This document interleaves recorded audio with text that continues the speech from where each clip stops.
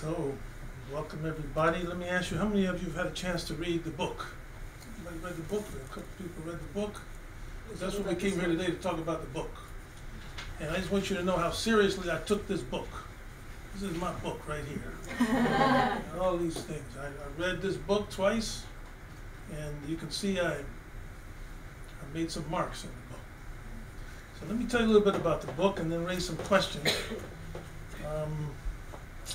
So listen to the title of this book, Our America, a Hispanic History of the United States. And Professor Fernández-Armesto is certainly to be congratulated for this book, because what he claims is that the United States has an Hispanic past and an Hispanic future. The Hispanics have a place in U.S. history, and one of the ways that he wants to sort of rewrite, give us another version of American history, is by focusing on what he calls the North-South, South-North Axis. So everything's been written in the East-West axis. And if you look at what he calls the Hispanic history, you get a North-South axis. He calls this the warp, with the warp and the warp of the woof. So he wants to focus on this warp. And he says that by doing it, and I think he's quite successful in this book, he will help readers contemplate from new angles U.S. history. So that's what the book is really trying to do. In this book, he immediately raises a critique of what's called U.S. exceptionalism, the idea that comes out of the notion that the United States, with its kind of Protestant culture, with the city upon a hill, with its great democratic experiment, with all of its capitalistic success, is exceptional. It's above other cultures, above other countries. He wants to criticize this. One of the questions I have, and you'll hear me say about it in a few minutes, in terms of his North-South woof, is, I don't think you went south enough in this particular book. I like the angle, but I don't see enough of Mexico in this book. I don't see Brazil in this book. And he makes it clear why he doesn't use Brazil. I just wanted him to go a little further south and talk about what I would call the contact zone that took place in Mexico between Spain and indigenous peoples and Africans. That's mentioned in here. But I think that, that more can be done about this, and I'd like to hear why he didn't do more with this. One of the things he does is he structures the book around a series of what he calls myths. In fact, every chapter has a myth in it. He says it's not a study of immigration because he wants to move beside, he doesn't want to go along the notion that Anglos have always emphasized that the Anglos were settlers and Hispanics were immigrants, were migrants. And he wants to show that, look, Hispanic peoples were here before there was a United States, before there was this kind of settlement. He has some, has some great stuff about that. Now he brings up somebody he brought up earlier, and I'm going to come back to this. He brings up Huntington right in the beginning of the book. And then he comes back to Huntington in the last chapter. I'm going to talk about that because I had a public debate here with Sam Huntington 10 years ago. You can see it, it's online. It was filmed. And I want to come back to that because I both agree and disagree with the way in which my colleague here has dealt with the Huntington position. I want to come back to that because I think the way he deals with that has to do with what I see as one of the kind of subtext, one of the basic agendas of this book. What I see as one of the basic agendas of this book, and there's many good agendas in this book, is as I get to the last chapter, which is the one I'm most concerned about, my view of the book changed, where I don't see this as so much a Hispanic history of the United States as an Hispanic history of the United States that really wants to favor a kind of Catholicism, a Spanish Catholic history of the United States. At least that position, it seems to me, comes out rather strong at the end in what I think is a polemical critique of somebody who I brought along with me today, who is Max Weber, who you heard about already. So he already introduced Max Weber. And I think that the way Max Weber is dealt with in this book is very sketchy. I just wanted to bring you and show you You got to be careful when you deal sketchy with somebody that writes this much, and this is only one of 2 volumes. So I'll come back to that. But I think that there's some very interesting things that he does. Each chapter is named for a myth, and what's very interesting to me, he makes it clear at the beginning, he's not trying to give us just a lot of information. He's trying to stimulate thought, new thought about the United States and the role of what I will call Latinos in the United States, what he insists on calling Hispanics. And he does that. He does absolutely in this book get people to thinking differently about this. And I think that's a great achievement of the book itself. But it's interesting to me, they got 9 chapters in the book, and each section of the book uses a religious metaphor. So there's definitely a religious model in this book. The first section of the book is called Original Sins. Any good Catholic would be concerned about original sins. The second part of the book is called The Empire of Eden. So here we are halfway through the book, and we're not even out of the book of Genesis yet. We're still in the book of Genesis. The third part of the book is called Paradise Regained ? So he jumps all the way to the apocalypse, to the end of the book, the Bible in this whole thing. But it's very interesting to me as a historian of religions. Let me let you know I'm a historian of religions. So I look at things in this way. And he's got this great religious language here, and a lot of these mythologies. And you should absolutely pick up this book and read with it and wrestle with it as I did. Just to show you some of the chapter titles: The Fountain of Youth, The Cities of Cibola, The Pursuit of King Arthur, The Realm of Queen Calafia, The Curse of Zorro, The Revenge of Moroni, and a terrific chapter on Mormons and the whole way in which the Mormon tradition and the way in which Latinos, Hispanics played a role in the settlement of Utah and the Mormons. It's a very interesting thing, and anybody knows about Mexico, there's always been a big Mormon tradition in Mexico. So he's into that. And then he gets into what I want to talk about, something I know about, the return to Aztlan and the Republic of Hesperus. And then this retrospect and prospect. So there's a lot of great stuff here, but let me tell you some of the problems I have with this. First problem I have is the way in which I think you deal with Hispanic, the whole Hispanic question. That's all right to use Hispanic. And I came into the book using Hispanic and Latino. I use both of them. I mean, that's cool. I think you do. But at the end of the book, I felt less comfortable using Hispanic because it seemed to me that there was a kind of exceptionalism in some places about a Hispanic Catholic view of the world. Now, throughout the book, there's a lot of that's not there, but in that last chapter, I'm troubled by this last chapter. So we have to talk about this over drinks. Second thing, it just seems to me my problem in the book is this whole question of Mexico, where I think Mexico plays too small a role, and therefore his understanding of Mexican Americans is somewhat very different than mine as a Mexican American, especially in the chapter where he talks about Aztlan. I mean, one of the concerns I have about this is you talk about Aztlan, but for some reason you never tell us about what Aztlan was to the people who invented Aztlan. And so just like when you say our America, I mean, I would like the reader to know that, Jose Marti really is the one who gave us the language of our America. I know you know this very well, and Jose Marti shows up in here, but I don't know why you don't give more substance to both the title of the book, Our America, in that sense, and certainly in the return to Aztlan, and then the final chapter. So let me just tell you a couple things here quickly. Now, one of the things you say is that you like Hispanic because Latino is a term, and you say this twice, that's really pushed by people in academia on to people, and there's no substantial history about that. But, that's not been my experience. My experience has been that when you use the word Latino, at least there are many, many people who I know agree with me, some who don't, is that what Latino does that your Hispanic doesn't do is Latino acknowledges the role of the indigenous, and also it gives a lot of room to race mixture and political mixtures that take place in Latin America, especially in Mexico and the Caribbean. And it seems to me that sometimes when you write about the Hispanic, the way you write about it, it seems to me it downplays that gritty story of the way in which what happened in Tenochtitlan and other places, there was all this sexual activity. There was all this involvement in what I call the contact zone of Latin America. And this was a contact zone where people came together in very uneven, very coerced situations.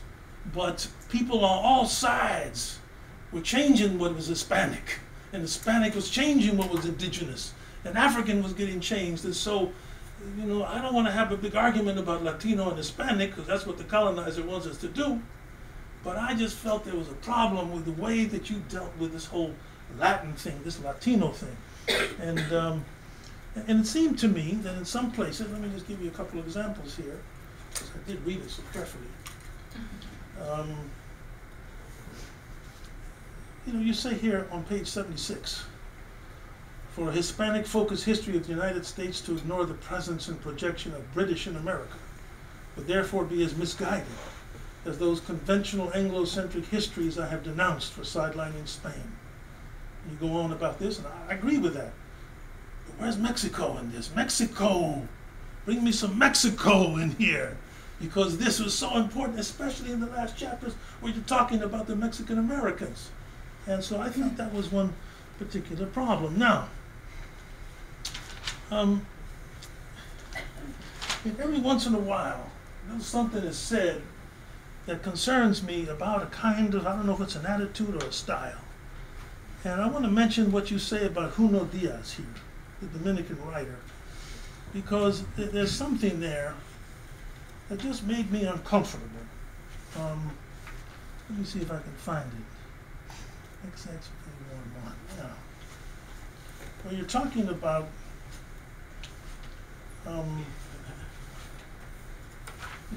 Junot Diaz.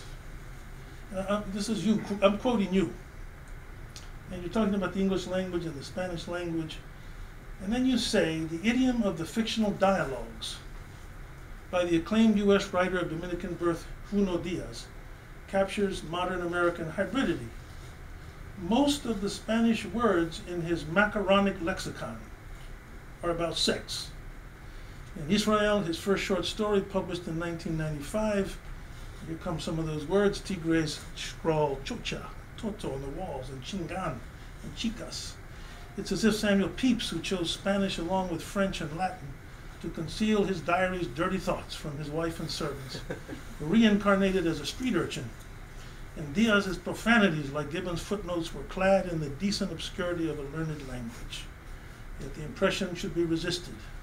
Spanish is not arcane or esoteric in the United States. I agree. As my Air Force Academy host came to acknowledge, it is a native language of the country with a longer history as such than English. So once in a while I see things about the macaronic.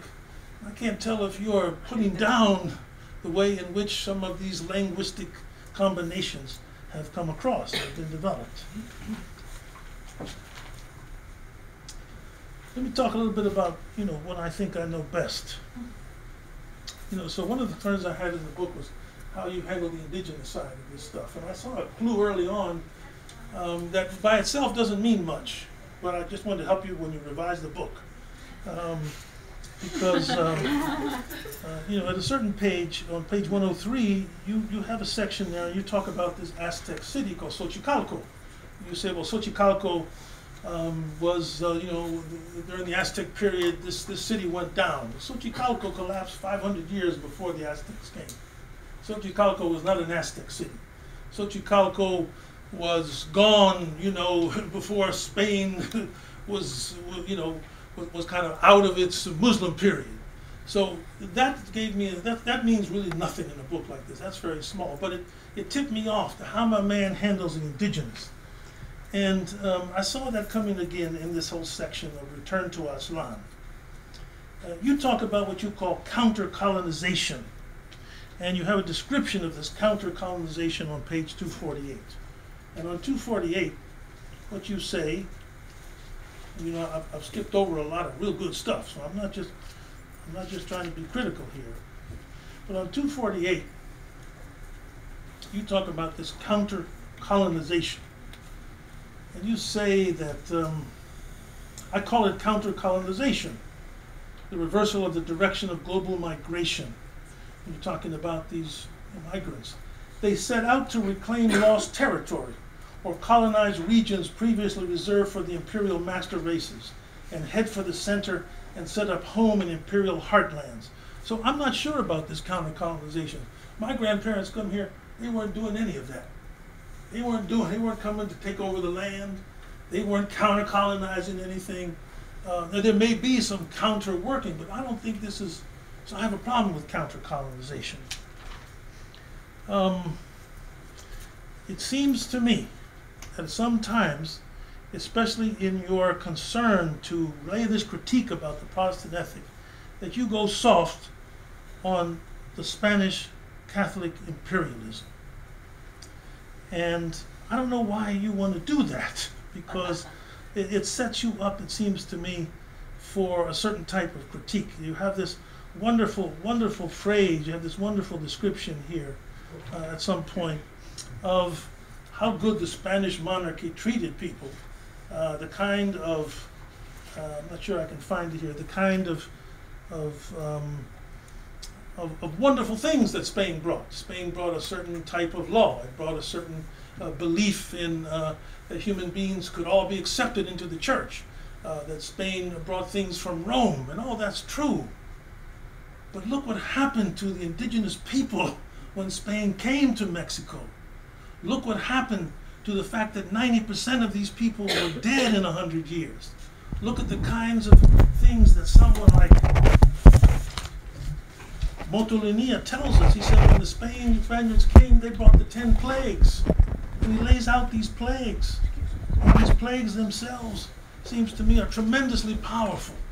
So every once in a while, I get a feeling that you go soft on a sort of balanced view of what the Spaniards did. And if you want me to find that passage, I'll find it, but I don't want to take too much more time. It seems to me that when you talk about, for instance, Fernando Ortiz in Cuba, and you talk about how Fernando Ortiz was trying to find how black elements made itself into the literature and so forth, but you leave out this crucial word that he introduced into the anthropological literature, and that's the word transculturation. And transculturation goes back to this notion of a contact zone. The contact zone is this place where disparate cultures meet, and they really fight it out. And when they fight it out, and they did in Mexico, this fight is done in a completely asymmetrical situation, this asymmetrical relationship.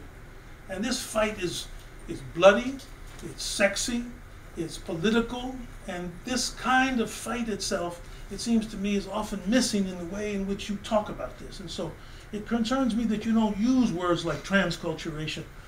I don't know if you even use the word mestizaje here. Now, I don't mean some sort of romantic mestizaje, but I mean the kind of mestizaje that really forms, in a sense, so much of the Mexican experience and consciousness.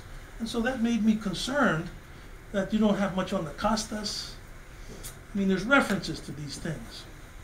A couple of other small disagreements. You say on page 288 that identity is never self-ascribed, that we always get it from our group. And I believe Emil Durkheim was better on that. Emil Durkheim says we have two selves. I do contribute to the ascription of my own identity, and I also take it from my organization. Oh, you got That's it from a good rule. Yeah. I did. I had it marked 258. Thank you. Like most European empires, that of the United States relied on racism for its ideological justification, the right of the rule of the superior over the inferior. The Spanish monarchy, founded and mostly lost before scientific racism began, was largely spared explicitly racist self-legitimation. I don't think so. Rather, medieval and Renaissance models animated the empire, of Rome with its universal citizenship, of natural law with the concept of the community of mortals, of sovereignty as supreme lordship, according to which all vassals had access to equal justice under the crown, and of the church embracing all humans as of common descent and shared prospects of salvation and damnation, and so on. Well, if you could just read on. Sure, indigenous elites could command respect, retain power, marry Spaniards, and acquire the ornaments of honor. So could free blacks, especially if they could plausibly claim distinguished ancestors. Even so, other rankings kept Spaniards at the top of the hierarchy of prestige, and ordinary Indios and blacks at the bottom. Priest paternalism rated them as infantile, cultural prejudices characterized them as barbarous or underdeveloped.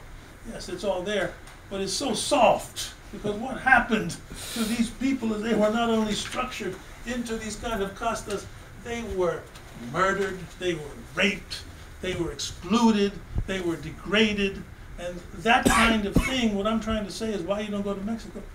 It's the descendants of many of those people who are coming here now. And it seems to me, if we're going to talk about the immigration, that's important. Let me just end with one other thing. Now, in the last chapter, which is the only chapter that I really don't like in the book, it's called Retrospect and Prospect. It starts with your friendship and your dialogue with Sam Huntington. And you take Sam to task, although you praise Sam too. I knew Sam. Sam wasn't as nice as you say he was. And then what you say, no, Sam, you know where Sam went wrong? You say, Sam went wrong because he read this cat, Max Weber. That's what you tell us. See, and you let Sam off the hook. Because I'm going to tell you right now, Sam didn't read deeply into Max Weber. Sam didn't read deeply into Max Weber. Max Weber did not argue, as you said, that everything was culture. Max Weber was the sociologist of domination. What he showed us was the way in which what happened in the rise of the West was the development of a certain intensity of bureaucratization that was falling into a kind of technological style. And this was going to create so much domination of people that it really didn't matter what culture they were part of. And what he said was, Protestant religion, Catholic religion, none of these things are going to be able to stand up against the kind of degradation that bureaucratization and technologization coming out of capitalism will do to us. That's what Max Weber was about. Take a look in here. I just wanted my students who are here, make sure you read your Max Weber after you read this Max Weber. So I would ask you this question at the end, because it's the same question I asked Sam. You say that you're trying to write this Hispanic history of the U.S., but my question is, like I asked Sam, when I start reading your book, and sometimes when I hear this, I think you're writing a version of what Carlos Fuentes called myself with others. But sometimes when I read you, and I come to that last chapter, I'm worried, because I think you're saying myself with others like myself. And that's what concerns me about the way in which the Hispanic is turned into, I think, a Catholic Hispanic polemic at the end. But I learned so much from this, and I thank you for writing the book, and it spurred me on to write my own book. And when I write it, I'm going to invite you back to do the critique. Well, thank you very much.